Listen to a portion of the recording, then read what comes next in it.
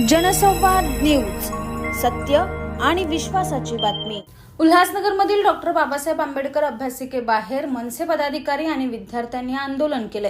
अभ्यासिकेत इतर विभागांचे कार्यालय सुरू केल्याने विद्यार्थ्यांच्या अभ्यासात अडथळा निर्माण झालाय, तसेच विद्यार्थ्यांना मूलभूत सुविधांपासून वंचित राहावं लागतंय, असा आरोप करत आंदोलकांनी रस्त्यावर बसून अभ्यास केला आणि प्रशासनाचे लक्ष वेधले। अभ्यासिकेत कोणत्याही विभागाचा हस्तक्षेप नको, तसेच सुरू केलेली कार्यालये तात्काळ हटवावीत अशी मागणी करण्यात आली। महापालिका सहाय्यक आयुक्त अजय साबळे यांनी मनसेचे बंडू देशमुख व विद्यार्थ्यांसोबत चर्चा केली। योग्य तो निर्णय घेण्याचे आश्वासन दिल्यानंतर आंदोलन मागे घेण्यात आले।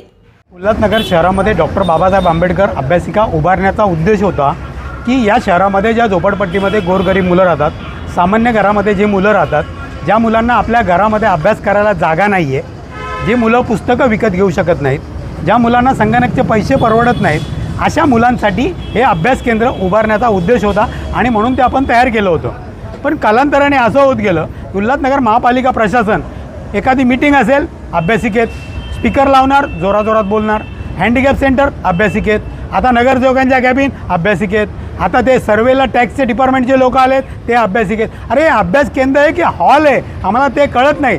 जर महापालिकेला या माध्यमातून पैसे कमवायचे असतील ते अभ्यास केंद्र खाली करावं, आम्ही इथून पुढे रस्त्यावर अभ्यास करू आणि तुम्ही इथे लग्नाचा हॉल चालू करा, जेणेकरून तुम्हाला उत्पन्न होईल। तुम्हाला गोरगरिबाची काही घेणं देणं नाही, तुम्हाला गोरगरीब विद्यार्थ्यांची चिंता नाही आहे, तुम्हाला फक्त प्रत्येक डिपार्टमेंट इथं असलं पाहिजे आणि तुम्हाला जे पाहिजे ते तुम्ही करता। 5 जानेवारीला MPSC UPSCची परीक्षा होती, आम्ही आयुक्तांना विनंती केली होती की या ठिकाणी तुम्ही मतदान केंद्र किंवा आरो सेंटर उभारू नका, मुलांना त्रास होईल, मुलांचं नुकसान होईल। परंतु हे प्रशासन डोळ्यावर पट्टी बघून फक्त बघ्याची भूमिका घेतं। यांना विद्यार्थ्यांच्या समस्यांची किंवा विद्यार्थ्यांच्या कुठल्याही गोष्टीची किंवा अभ्यासाचं महत्त्वच या लोकांना कळत नाही, कारण हे लोक स्वतः MPSC UPSC करून आले, गोरगरीब घरातून आले, त्यांना त्याची जाणीव असली पाहिजे आणि गांभीर्याने या मुलांचा विचार यांनी केला पाहिजे। पालिकेचे अधिकारी इथे आले, पालिकेच्या अधिकाऱ्यांनी आम्हाला स्पष्ट आश्वासन दिलं की अभ्यासिके व्यतिरिक्त इथे कुठलंही डिपार्टमेंट नसणार। आमची प्रमुख मागणी तीच होती। दुसरी मागणी आमची आहे, जे गोरगरीब विद्यार्थी आहेत, जे पुस्तकं विकत घेऊ शकत नाहीत, त्यांच्यासाठी स्पर्धा परीक्षा असेल, MPSC असेल, UPSC असेल, ग्रॅज्युएशन असेल, ती सर्व पुस्तकं महापालिकेने इथं उपलब्ध करून द्यावीत।